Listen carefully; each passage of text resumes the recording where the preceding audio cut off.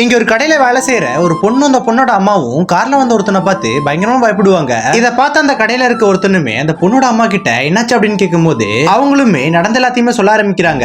ஆக்சுவலா அவங்களோட ஹஸ்பண்ட் இறக்கிறதுக்கு முன்னாடி இப்ப வண்டியில வந்தவங்க கிட்ட 50,000 ரூபாய் பணம் வாங்கி இருப்பாரு. ஆனா அந்த பணத்தை திருப்பி கட்டுறதுக்குள்ளேயுமே அவர் இறந்து போயிருப்பாரு. சோ இப்ப அந்த பணத்தை கொடுத்தவன் அந்த பொண்ணோட அம்மா கிட்ட மிஸ்யூஸா நடந்துக்க பார்ப்பான். அது மட்டும் இல்லாம அந்த குட்டி பொண்ணுகிட்டயுமே தப்பா நடக்க பார்த்திருப்பான். இதை கேட்ட பிறகு இவனால தாங்கிக்கவே முடியல. சோ உடனே அவங்க கிட்ட இனிமேல் அவனால உங்களுக்கு எந்த தொந்தரவுமே வராது, நான் உங்களை பாத்துக்கிறேன் அப்படின்னு சொல்லுவான். ஆனா அடுத்த நாள் காலையில பார்க்கும்போது ஊர் மக்கள் எல்லாருமே ஒரு இடத்துல கூடி இருப்பாங்க. இவனுமே இப்ப அங்க போய் என்னாச்சுன்னு பார்க்கும்போது அந்த பொண்ணோட அம்மாவும் அந்த பொண்ணும் தூக்குமாட்டி இறந்து போயிருப்பாங்க. அதை பார்த்தோன்னால தாங்கிக்கவே முடியல. இவன் தான் அந்த பொண்ணு அந்த பொண்ணோட அம்மா கிட்டையும் நான் உங்களை பத்திரமா பாத்துக்கிறேன் அப்படின்னு சொல்லியிருப்பான். ஆனா இப்ப இவனால காப்பாற்ற முடியாம இவன் கண்ணு முன்னாடி அவங்க தூக்குமாட்டி இறந்து போனதை இவனால தாங்கிக்கவே முடியல. இந்த பொண்ணு இந்த பொண்ணோட அம்மாவும் வீட்டுல தனியா இருக்கும் போது அவன் வீட்டுக்கு போயிட்டு இவங்க ரெண்டு பேத்தையுமே கொண்டு இருப்பான். இப்ப இது தெரிஞ்ச பிறகு இவனுமே அவன் படம் பார்த்துட்டு இருக்கும் போது தியேட்டருக்கு போயிட்டு அந்த இடத்துல அவனை போட்டு பயங்கரமா அடிக்க ஆரம்பிக்கிறான். அவன் மேல இருக்க கோவத்துல அவனை தியேட்டருக்கு வெளியில இழுத்துட்டு வந்து பயங்கரமா அடிச்சிட்டு இருப்பான். அப்ப போலீஸ் வந்து இவங்க ரெண்டு பேத்தையுமே தடுத்து அந்த பொண்ணையும் அந்த பொண்ணோட அம்மாவையும் கொலை பண்ணவனுக்கு ஃபேவரா பேசுவாரு. என்னன்னு பார்த்தா